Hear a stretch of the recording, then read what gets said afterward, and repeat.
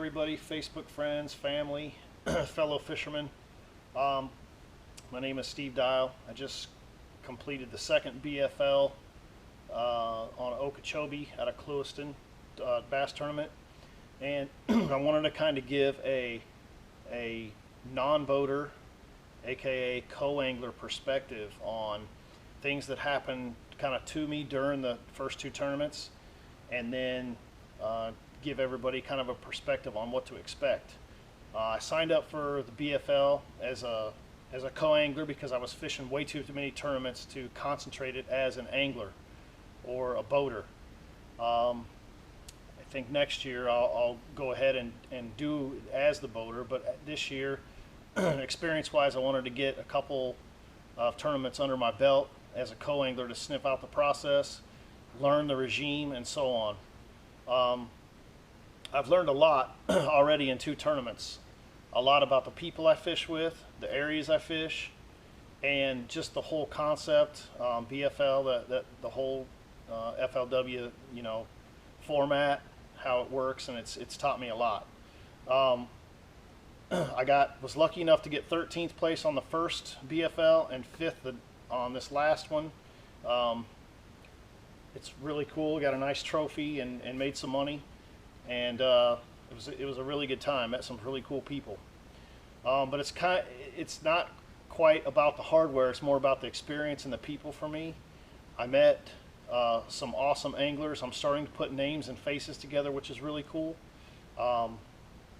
And see some of my peers, some of the people I kind of look up to and see on the water and hear about, but you never really get to see them until they all kind of come together at this at the BFL.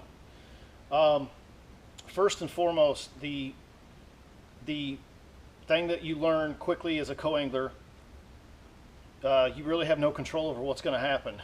I'll get to the only portion of control a little bit later, but you really don't have no control over it. You are a guest. You are going to go where that angler wants to take you, or that boater wants to take you, and that's it. Hopefully you meet a good person, a good friend, and you can discuss things later in the day, but you're at the mercy of them, and you got to make best do with what you're given and where you go. That being said, this last tournament, where I had gotten 5th, started out kind of rough. The wind was rocking. We didn't get to our spot till almost 9 o'clock. We had to troll. We got stuck. Took on some heavy waves. It was not fun to say the least, but we managed to get to an area. As you well know, the night before, you basically can discuss your plan of attack for a couple hours, and then you're paired up and you just leave and fish basically the next morning. Not a lot of time to plan. You sniff out kind of what you want to do, what your angler wants to do and where he wants to go, and then you're thrown into the mix the next morning and you just go fishing basically. So the night before, my angler says, hey, we're going to go north and we're going to fish some hydrilla fields. Okay, so I'm thinking, cool, hydrilla fields. I prefer to flip, so get your 1.5 ready, your 1 ready with your crawls, your big 7-Eleven flipping sticks. Maybe we can find some mats while we're there and we get lucky. Once again, 2-ounce, 7-Eleven, your meat sticks, if you will. That's what I prefer to do. It's what I like to do. But guess what? We didn't go there.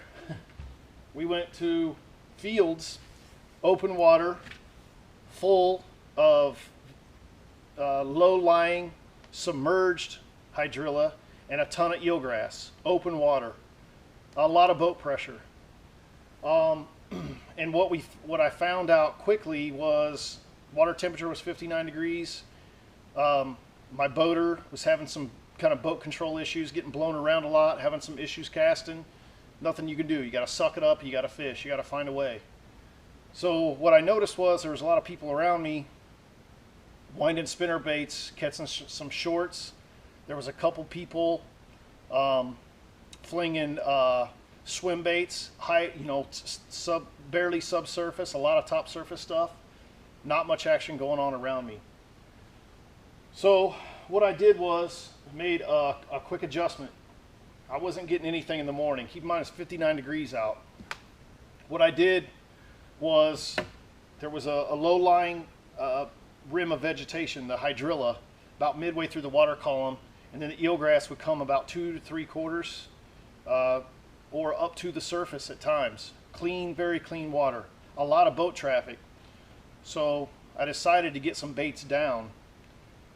I went to and started catching fish on, my boater was struggling. He got a couple small fish on a Cinco style bait, and they didn't have too much weight to them, some smaller fish. I immediately went to a weighted, this is one of my hand pours or my injected molds, Bass Addiction Gear, or excuse me, Bass Addiction Gear is the website, but Bass Addiction Baits is what I have right now on Facebook. And this is my shad version. I call it a smoking shad, or similar to a smoking shad. It's called a twitch tail. It's got a lighter base, kind of a darker color. Put it on a 5/0 Gamakatsu. I believe this is 3/16 ounce or quarter belly weight. And the key to catching these fish was throwing this out and letting it sit. Twitching it and letting it sit. It fluttered down slowly. It got in the middle of the water column. The fish were grabbing it and eating it very well and running with it. Other than one short strike early in the day that busted me off, I caught all my fish, quality fish, on this bait. I used it in the belly weighted form, and then at times switched over to just weightless, just throwing it on a 4 or 5/0. And this you had to be real patient on this. You had to make long casts, twitch and kill. A really good cold water tactic this time of year, especially when there's nothing around but some eelgrass and, you know, sparse hydrilla. This worked really well. Throw it out, let it sit, lift your rod tip every once in a while, twitch it, let it flutter down. It's not what I like doing per se, but it's what worked in the area and the situation I was given. So I call it small ball. You're not going to hit a home run, you know, every time. You're not going to be able to walk up into things. I didn't grab my flipping sticks all day. I didn't have an opportunity to, but you're out there just doing what you can to survive, and you got to do what you can to get some weight in the boat, and you really have no say in where you go.